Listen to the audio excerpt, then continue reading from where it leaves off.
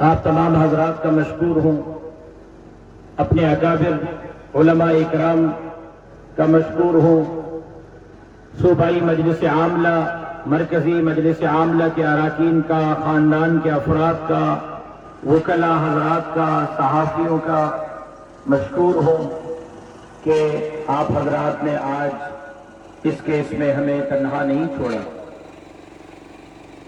میں اگر اپنے وکیل جناب اطہر عباس سولنگی صاحب کا ذکر نہ کروں تو بہت بڑی زیادتی ہوگی، جنہوں نے 10 سال اس کیس کو ایسے لڑا جیسے سگا بیٹا اپنے والد کا کیس لڑتا ہے۔ اور آپ کو بتاؤں، آپ حیران ہوں گے، 10 سالوں میں وکیل نے ہم سے 1 روپیہ فیس نہیں لی ہے۔ 10 سالوں میں وکیل جب کورٹ آیا ہے تو گاڑی کا پیٹرول ہم سے نہیں لیا، اپنی گاڑی میں پیٹرول بھی خود ڈال کے آیا ہے۔ میں مولوی عبدالحمید مہر کا، مولوی محمد صالح اندھڑ کا، مولانا سعود افضل حالجوی کا شکریہ ادا نہ کروں تو زیادتی ہوگی، جنہوں نے 10 سال اس کیس کی پیروی کی۔ تقریباً ہر حاضری پر وہ ہمارے ساتھ موجود رہے۔ 10 سال پہلے والد صاحب کے قاتل جب گرفتار ہوئے، پولیس کے کسٹڈی میں انہوں نے اعتراف کیا کہ ہم نے قتل کیا ہے، اور پھر یہ کہا کہ ہم نے پیسوں کی لالچ پر قتل کیا ہے۔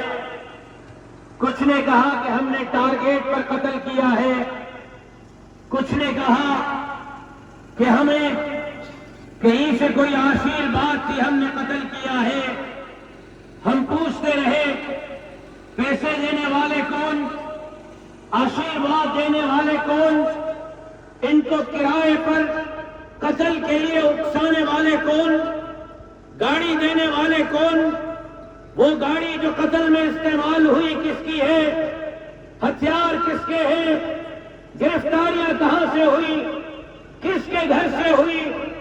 آج تک ان سوالوں کے جواب عدلیہ نے ہمیں نہیں دیے، لیکن ہم نے کہا یہ قاتل یہی ہے، گولیاں چلانے والے، ان کو سزا ملنی چاہیے۔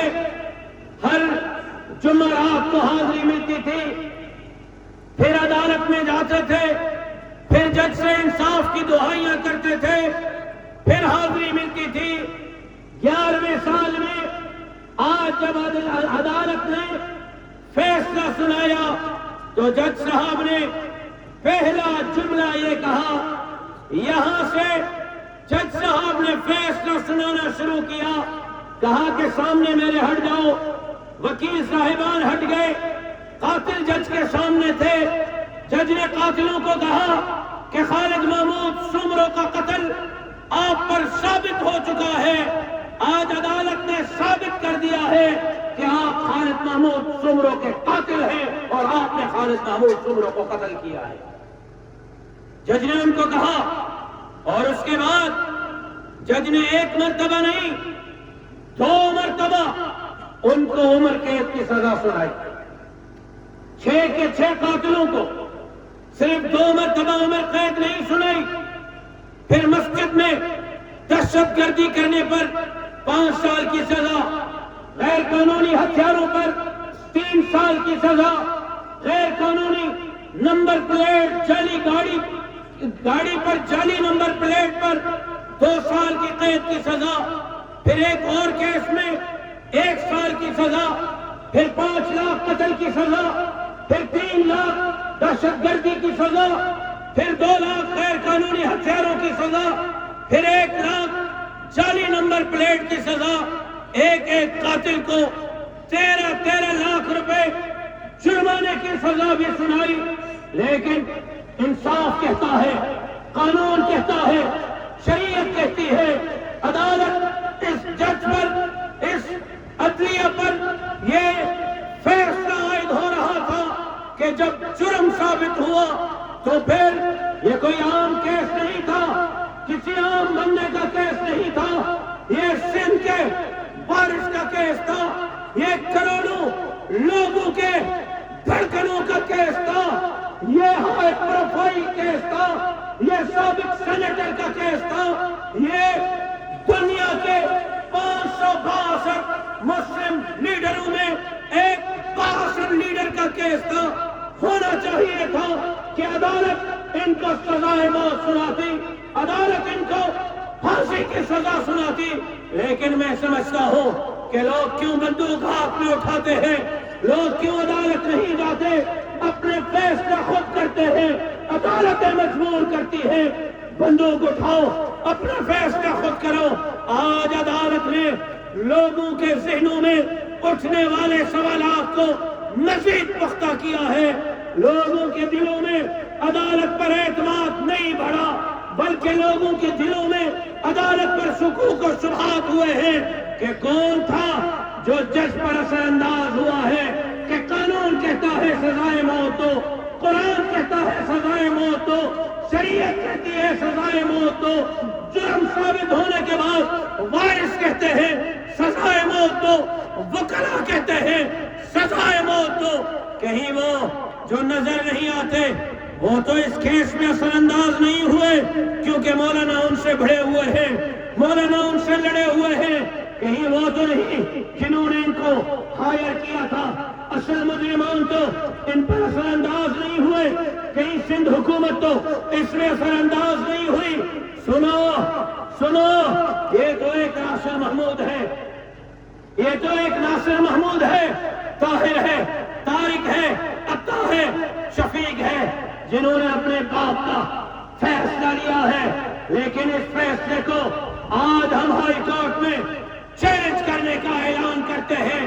وہاں اگر میں نہ رہا میرا بیٹا لڑے گا، اگر سپریم کورٹ تک کیس گیا میرا بیٹا نہیں رہا میرا پوتا لڑے گا، لیکن وعدہ ہے اس جیل سے ان قاتلوں کے جنازے نکلیں گے، یہ اپنے پاؤں پر انشاءاللہ اس سے تباہ ہوگا۔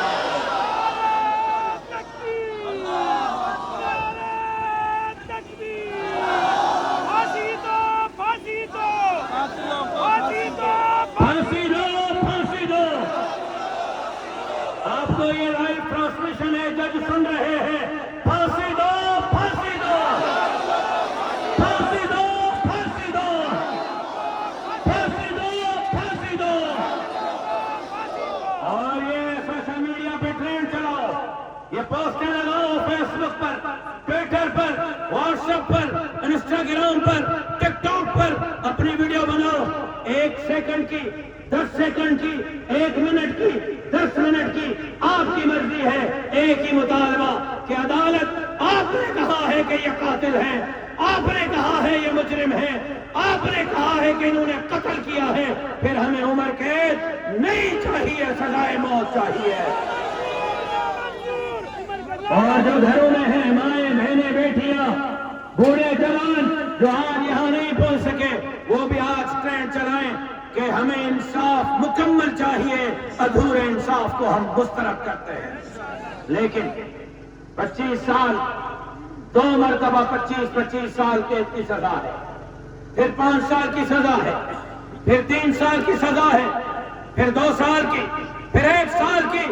میں مطالبہ کرتا ہوں کہ اگر عدلیہ پہ بہت بڑا دباؤ ہے اور جج اپنے مرضی کے فیصلے نہیں کر پاتے، آئین کے مطابق، قانون کے مطابق، شریعت کے مطابق، قرآن کے اصول کے مطابق اگر جج فیصلہ نہیں کر پا رہے تو پھر اتنا کر لیں کہ 25 سال کی سزا الگ الگ ہونی چاہیے، 50 سال یہ جیل کے اندر رہے اور 50 سال میں جب یہ نکلے تو ان کے جنازے نکلیں، یہ خود جیل سے باہر نہ نکلے۔ میں آج مطالبہ کرتا ہوں، ان کو کوئی رعایت نہیں ملنی چاہیے۔ بھائی آپ یہ مطالبہ کرتے ہیں یا نہیں کرتے؟ صدر پاکستان کی طرف سے ان کو کوئی رعایت؟ آواز بلند آواز سے جواب دو۔ صدر کی طرف سے قاتلوں کو کوئی رعایت؟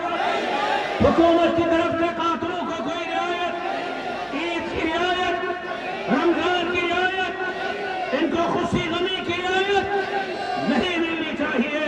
اور ہم نہیں چاہتے، ہم انصاف اور قانون کو ہاتھ میں اٹھائیں، ہمیں مجبور نہیں کرو، اگر ہمیں مجبور کیا تو پھر انشاءاللہ نہ سندھ میں حکومت رہے گی، نہ قاتلوں کے سرپرست رہیں گے، نہ ان کو قتل پر اکسانے والے رہیں گے۔ ہم انصاف عدالت سے چاہتے ہیں، کورٹ سے چاہتے ہیں، ہمیں عدالت سے انصاف دو۔ ہم اس ادھورے انصاف پر عدم اعتماد کا اظہار کرتے ہوئے اس کو مسترد کرتے ہیں، اللہ کا شکر ادا کرتے ہیں کہ عدالت نے ان کو مجرم ثابت کیا ہے، لیکن جو سزا ہے اس کے لیے جدوجہد، اس کے لیے انشاءاللہ محنت جاری رہے گی۔ عدالت میں جائیں گے، ہائی کورٹ جائیں گے، سپریم کورٹ جائیں گے، 10 سال کیا 50 سال بھی ان کا پیچھا کرنا پڑا تو 50 سال بھی کریں گے، لیکن انشاءاللہ ان کو ایسے گھروں کی طرف جانے کی اجازت نہیں دیں گے۔